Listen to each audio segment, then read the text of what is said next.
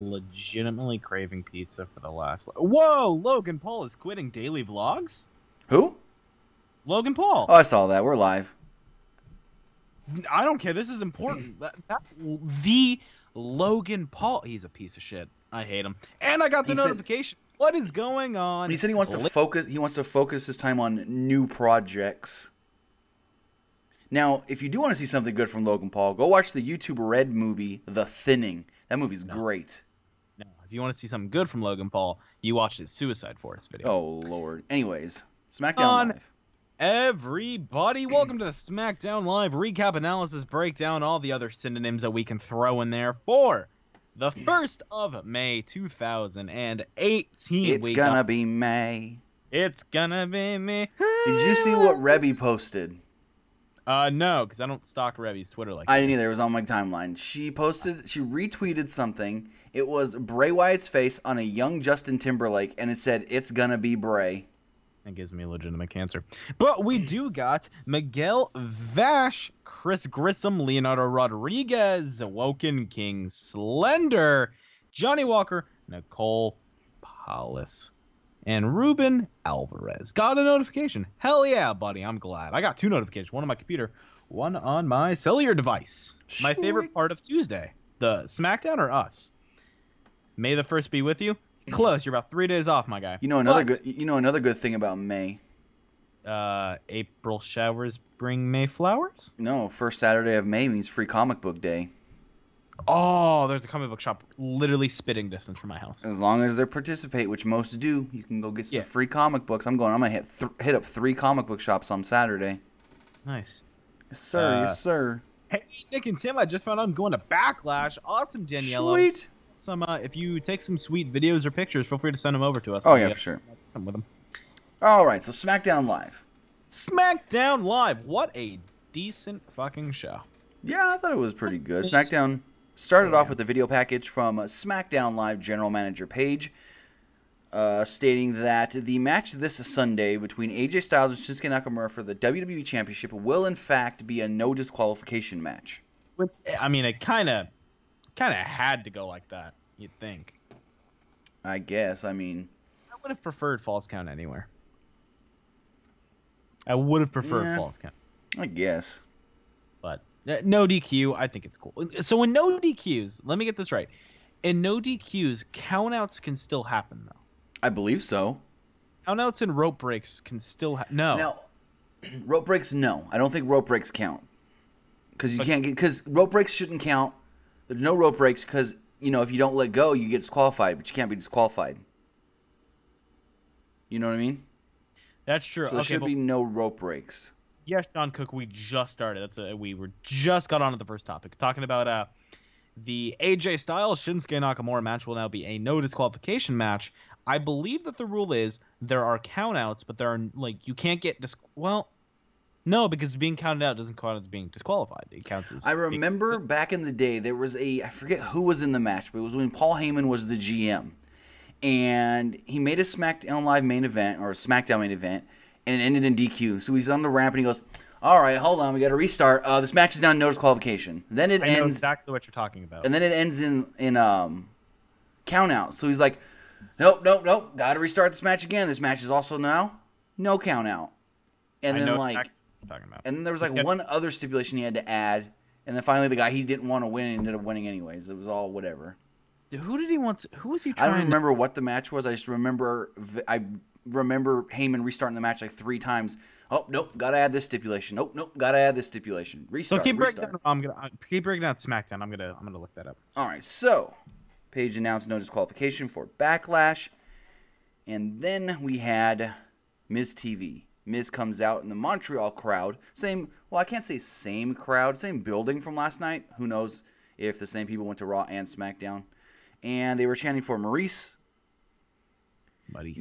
Miz let them know that he took her to Hollywood, which is incorrect. They actually just moved from their home in Los Angeles to a new home in Austin, Texas. Austin, Texas is a beautiful place. Have you seen the Instagram photos? They got a sweet-looking pad. I'm a really big fan of Austin, Texas. I wish I... Yeah, I like Austin. Have you ever been? No, I wish I could visit. Oh, gotcha. Austin's pretty cool. I've always wanted to live there. Yeah, they left It's from like- their basically mansion to a new mansion. Like, their old house was fucking huge. Anyways. So he introduces his guest, and his guest is Jeff Hardy. He asked if he would make a better IC champion than Seth Rollins. Hardy was baffled at the question, then said Miz was better in being obnoxious, annoying, and overbearing. Miz said Hardy disrespected the future Hall of Famer and Randy Orton 2 weeks ago when it looked like Randy Orton was supposed to be taking on Shelton Benjamin, and he interrupted and stole the match from him. Miz then said, "You know what? I think Orton may want to talk to you himself." And he introduces his another guest, Randy Orton. Randy Orton comes down, and Miz is trying to like egg on some tension between Jeff Hardy and Randy Orton, and they're just like, "Nope, there's no beef. It's all good, bro." Dude, no beef. Yeah, no beef. And so they both seemed unbothered by this, and Miz was asking the crowd. Miz asked if the crowd liked hearing that they were all cool with each other. I don't know what the crowd was saying. I couldn't understand it. I think they're saying like "oi, oi, oi" or something. I don't know. Because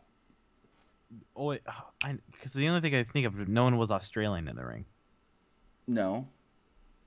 Yeah, because usually if someone's Australian, they go "Augie, Augie, Augie, oi, oi, oi." Oh, Maybe okay. that. But I don't know. I don't know. Jeff Hardy secretly. I don't like the way Jeff Hardy holds his fucking title. Where he like baby coddles it, kinda. Yeah, he's like, hey, "This is my title," like a little Yeah. baby. What the Mine, fuck, man? Mine. My title. No, Miz, I don't want to share. So Miz tried to claim that Hardy cost Orton his match last week against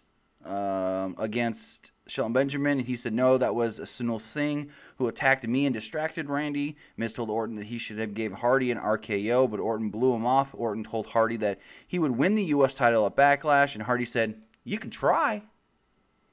Miz was starting to get annoyed. He really wanted to see the two of them fight each other when Shelton Benjamin came out. Benjamin said that Orton doesn't deserve a title match because Orton lost to him last week, and he deserves a championship opportunity.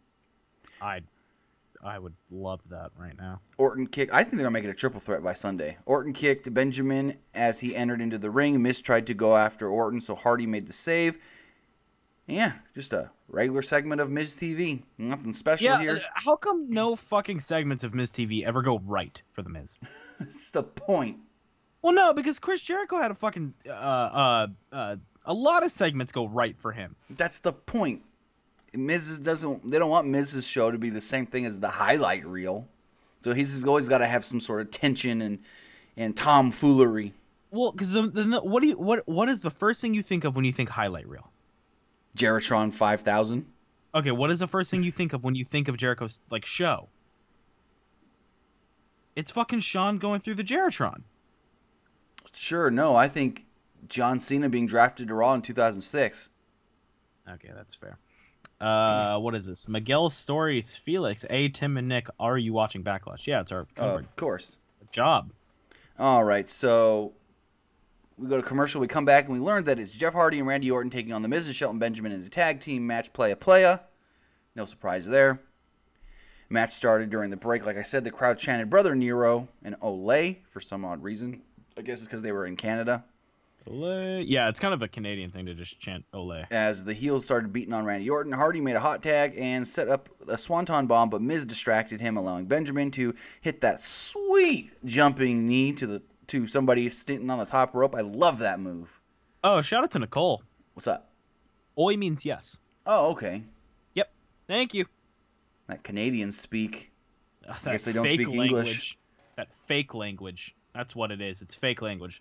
Canada, not a real place. Anyways. Just let that be known now. Anyways, like I love Shelton Benjamin and his hops. Is he making beer? No, his hops, like his jumps. Fonzie 805. It's 2005, not 2006. I thought it was 2006 when Cena was drafted to Raw. No, it was 05. Was it? Yeah, it was 05. Okay. I was wrong. I was a year off. Sean Cook, the Atari 2600. Huh? Yeah, that's what my favorite gaming console was. Oh. Anyways. So, where was I? Orton hit Benjamin. Let's see. Heels worked over Jeff Hardy after the knee to the face. The crowd was chanting, "You suck," at The Miz. Miz did Bryan's running dropkick into the corner and mocked Orton. Hardy managed to make the hot tag, and Orton hit Benjamin with the power slam. Best power slam in the business, I think. He also gave Miz a backdrop on the announce table and followed that with a dropkick to Shelton Benjamin. I don't know, man. Goldust is a pretty good power slam. Oh, yeah, they both have that freaking just like the snap. Snap. That's the word I was looking for. It's so good, dude. Oh, my God. Goldust is just... Goldust's age? Oh, it's great. Goldust is one of the more underrated guys on the roster. Oh, absolutely. He's the kind of guy that can put on a good match with almost anybody. Yeah. Goldust always puts in a match where you go, oh, man. Yeah, Goldust. Pretty fucking good. Shout out to Goldust. All right, so Orton did a double draping DDT to both Benjamin and Orton. Orton gave Benjamin an RKO and tagged Hardy, who gave Benjamin the Swanton Bomb for the win. As Hardy celebrated, though, his music was playing, and he wasn't paying attention. Randy Orton hit him with an RKO out of nowhere. Crowd popped big. Everybody just loves Randy Orton. I mean, remember the ovation he got in Saudi Arabia? He got a good pop here when he hit the RKO.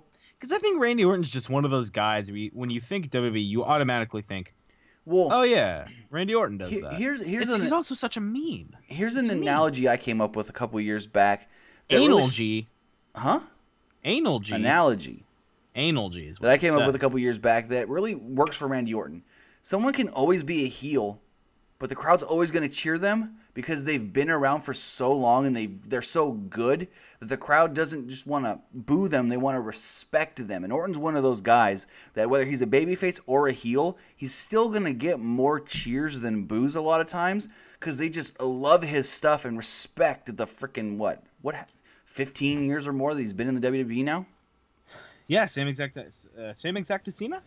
No, but they were in the same graduating class for OVW. Yeah, they were in the same OVW class. I think Orton came it might have been the same year, but Orton that class was Cena, Orton, Brock, and Benjamin? Yes. All right.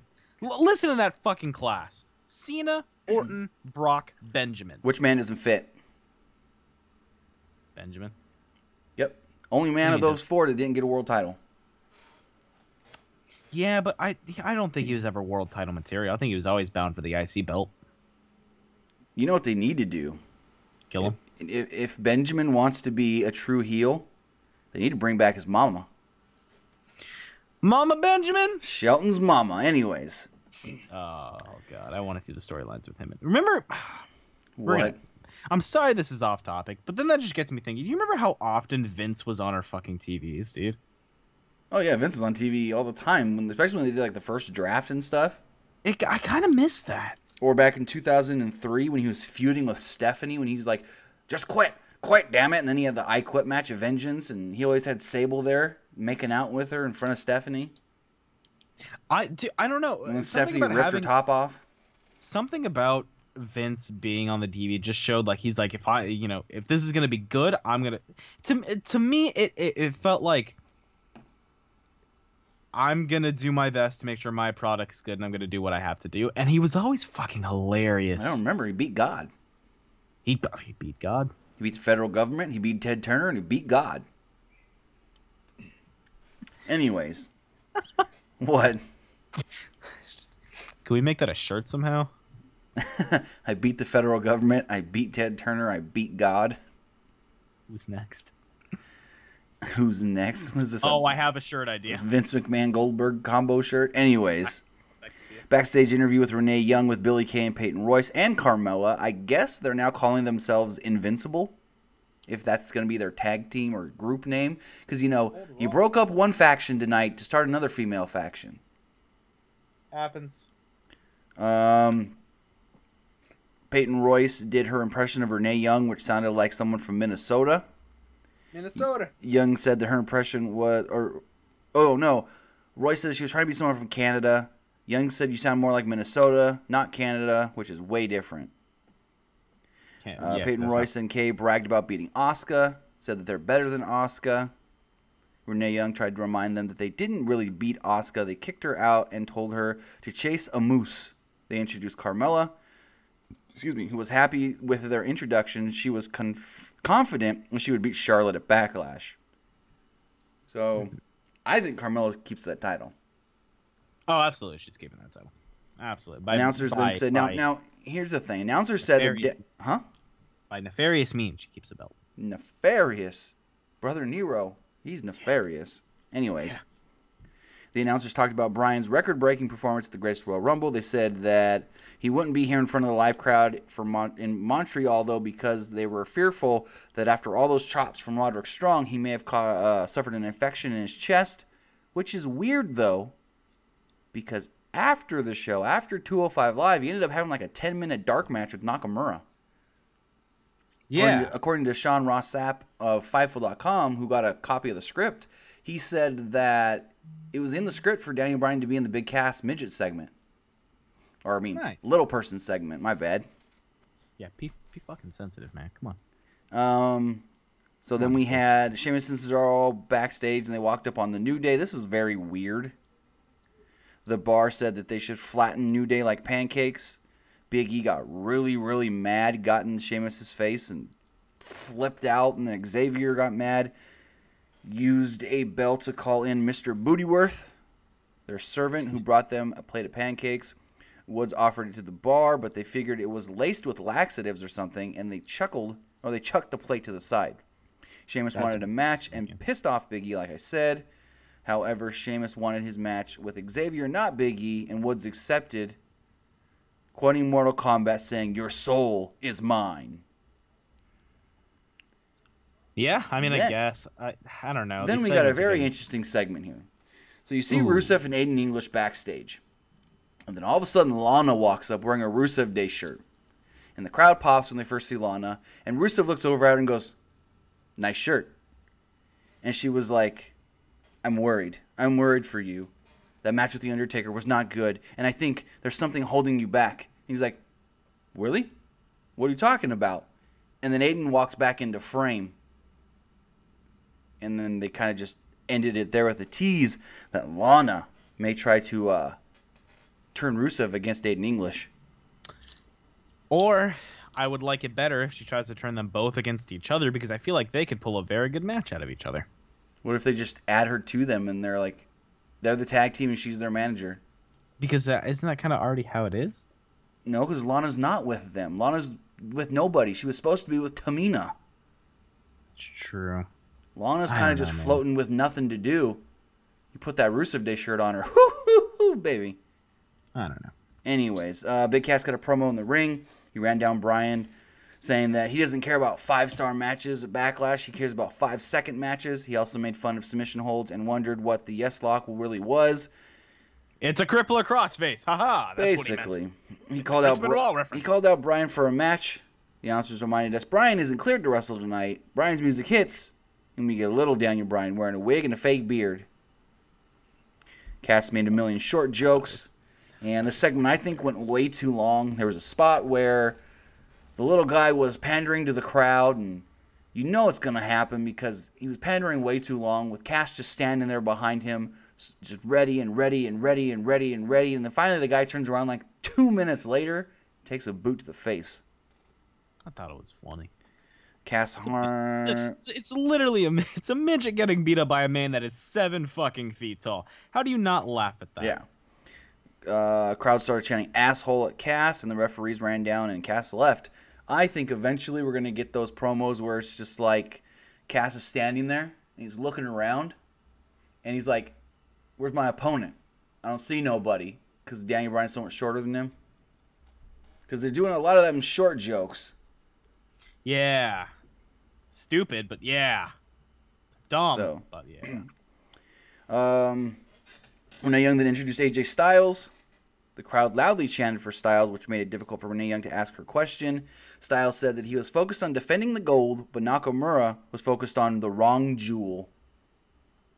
Haha, his fucking testicle. Oh, God, that's so fucking stupid. Young asked if Styles would apologize as Nakamura has requested. Styles said Nakamura ruined WrestleMania and took away Styles versus Bryan. Basically, Styles threatened to leave Nakamura in pieces in their no disqualification match, and this brought out Samoa Joe.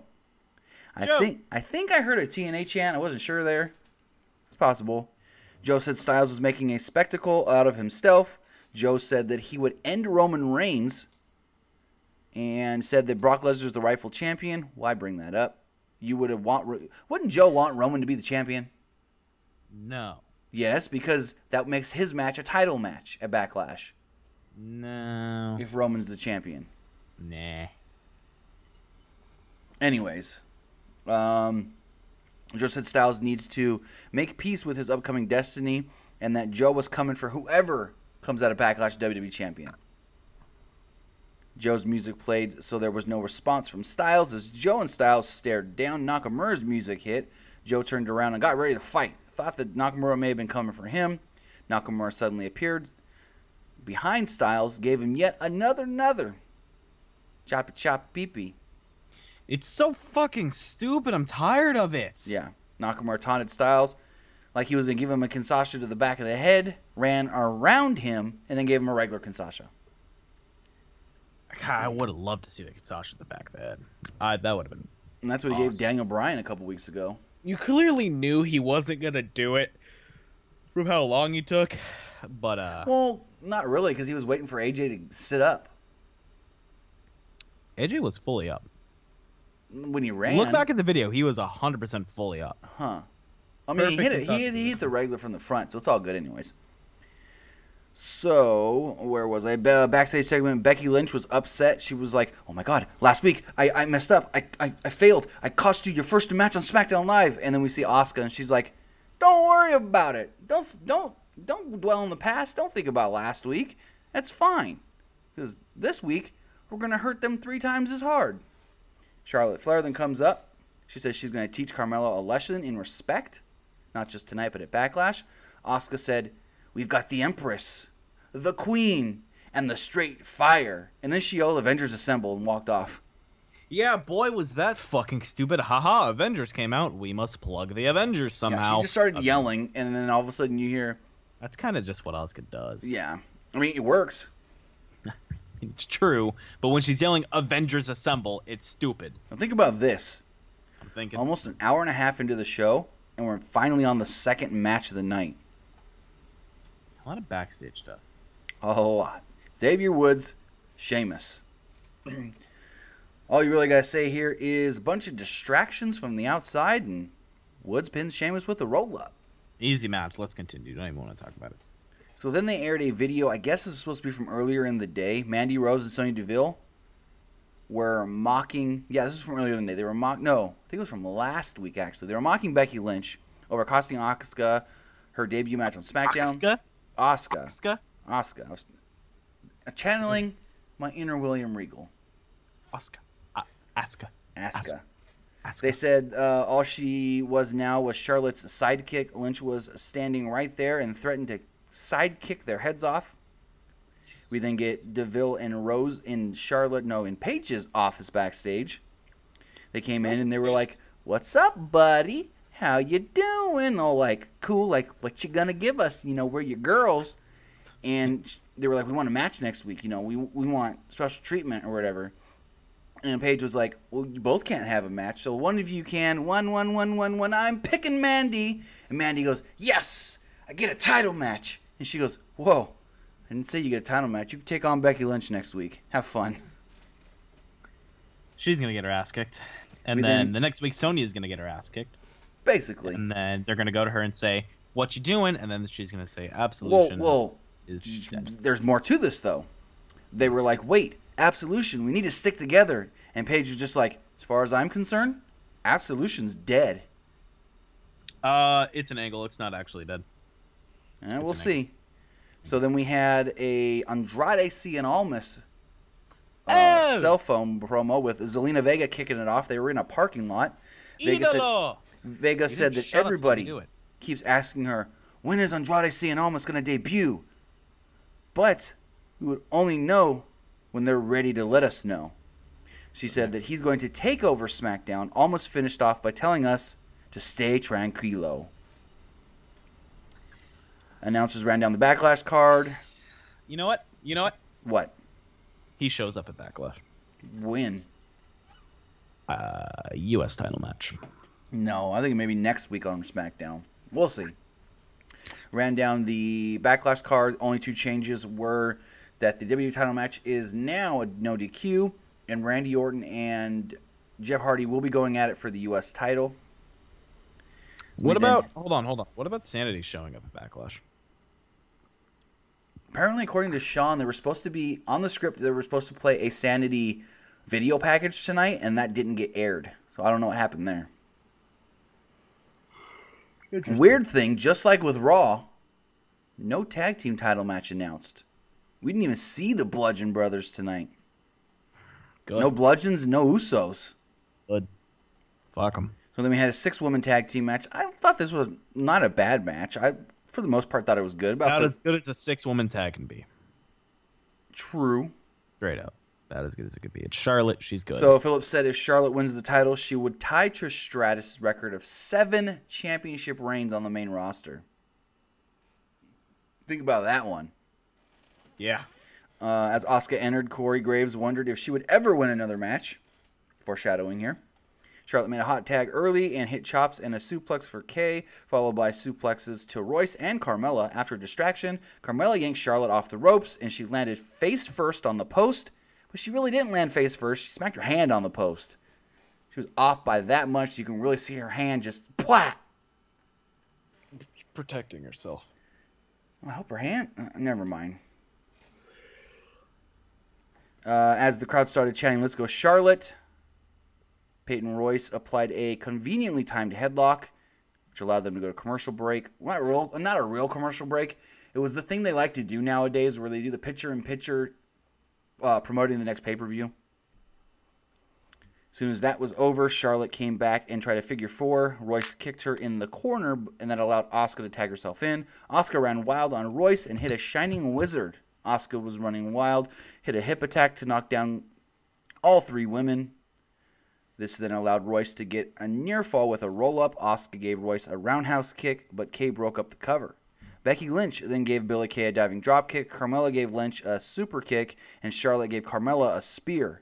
Charlotte followed up with a moonsault off the top to the outside, taking out Billie Kay and Carmella. Crowd popped big for this one. Finally, Asuka put Royce in the Asuka lock for the win. And there you go, Corey Graves. This is when she gets her first win.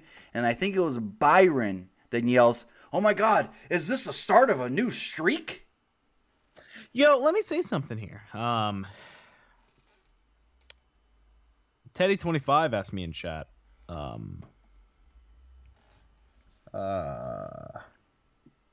Sorry, I had to sneeze really badly and I had to hold it. He asked me if I thought Carmella deserved the championship. Abso-fucking-lutely. Why not? She deserves. She does. She does deserve it. That's what I'm saying. Why not? I want you to think about it. You gave that title to someone that has really good mic skills. I mean, she worked with Enzo and Cass, who are good talkers.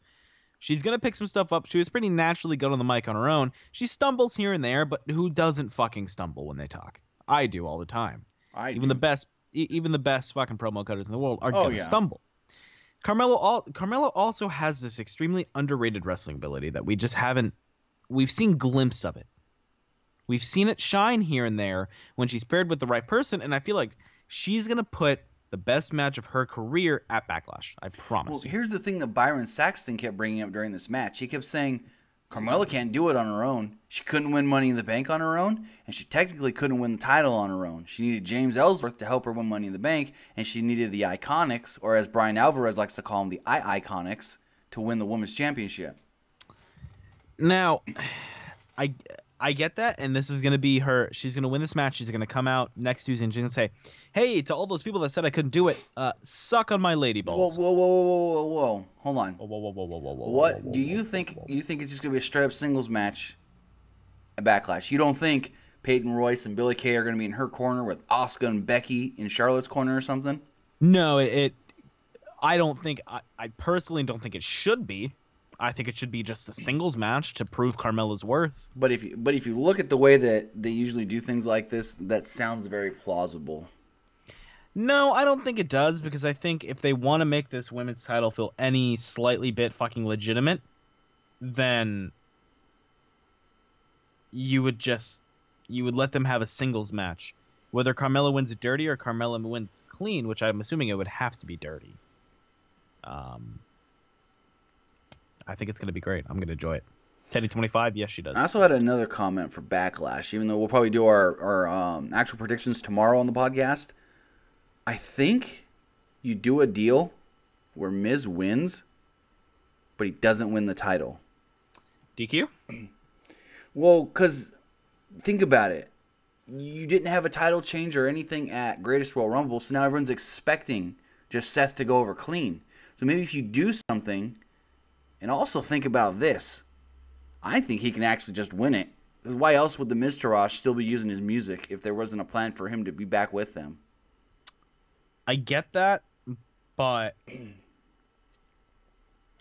I don't know, man. I don't know. I feel like, do you really want to put him with the Miztourage? I liked it. Because when you really think about it, Miz has always needed somebody, either whether it was the Miztourage, whether it was Maurice, or whether it was damn Alex Riley. I miss Alex Riley. I miss Miz as WWE champion. I do too. Remember Angry Miz Girl when he cashed in? It's actually Rhonda today. Oh, okay. Have you seen that meme? No. You goddamn fool. Anyway, let's continue. That was it. That's how SmackDown ended, with the babyface women going over. They all hugged, and that was all. Yeah, I thought it was cool. I think, yeah, like I said, I think this women match is going to be cool. What did you guys, I want to know your 1 to 10 rating of SmackDown Live tonight for May 1st, 2018. I have been Nick. You can follow me on Twitter at PWU_Armstrong. You can also follow me on Twitch at ArmWeek21. And you can follow us on Twitter at PWUnlimited, Facebook.com/Pro Wrestling ULTD, and keep it locked right here on Pro Wrestling Unlimited. 91,000 fucking subscribers. I can't even count that high. I didn't even know that was a number. You guys are great. I love you guys. That is a good point, Cody. Miz wins. Raw has no single champions. No, not if he wins and goes back to Raw. Too flippy floppy. Don't like it. But thank you guys so much for tuning in. And everyone that is listening in post, what do you think's going to happen at Backlash? Tomorrow we're going to do the Backlash prediction show. It's going to be fun. It's going to be live right here on Pro Wrestling Unlimited. 9 o'clock Pacific, midnight Eastern. It's a Wednesday. Come into the show. Let us know your predictions. We're going to be breaking down all of the matches and giving our predictions. Thank you guys so much again. Tim, plug your social media. All right, so you can find me on social media at TimmyBuddy on both Twitch and Twitter. You have a what? I have a thing I want to promote. For those of you that watched the Greatest Royal Rumble, shoot, you would have noticed. So I confirmed this with him. So I'm going to announce this. I'm assuming you know what it is, Tim. I think so. Okay. For those of you that did watch the Greatest Royal Rumble, you saw the 4 Saudi Arabian trainees in the ring. There was one that stood out to everyone. He had the guy with the long hair. He was next to Faisal. His name was Monsoon. Mansoor? Mansoor. He ain't Gorilla Monsoon. Anyways. That lovely, lovely man is going to be right here on the Pro Wrestling Unlimited podcast. We're gonna interview him this Saturday. We're going to talk to him. So if you guys have any questions for a WWE trainee, any questions you guys want to ask. A California independent wrestler. Yeah, from the Bay Area. He's an independent wrestler. Great guy. He wrestles a lot for Hood Slam. I recommend looking him up. I've apparently seen him live before for Best of the West, I think. Yeah. If I'm not mistaken. I'm going to ask him about that. We are going to have Mansoor, the gentleman that was in the middle of the ring during the Greatest Rumble, cutting that promo that was very, very good. We're going to have him. So if you guys have questions for him, you can leave it in this comment section. You can tweet it to me. You can tweet it to Tim. You can tweet it to us. You can email it. You can send a carrier pigeon. You can send it via smoke signal. I don't care how you do it. Just do it if you have any. It's going to be awesome. I'm super excited to interview him because this is going to be kick-ass. Hell yeah. Hey, Kane won. Yeah, Kane won. Congratulations. Now he's got to go to the main one and actually become mayor. I think he won for his party, if I'm not mistaken. So now he's just got to actually beat out the other candidate and become mayor of Knox County. Congratulations. Golf clap there. Oh, Glenn Congratulations. Jacobs. And this is how we'll end the show. Insurance adjuster. The big red insurance adjuster.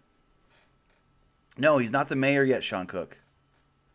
But with that, we will see you guys live, same place, same time tomorrow night. We're talking all the news and doing our Backlash predictions. Have a good night, I tried to guys. sneeze, but I couldn't. Huh? Bye. Just sneeze. I tried to sneeze to end out the show, but I couldn't.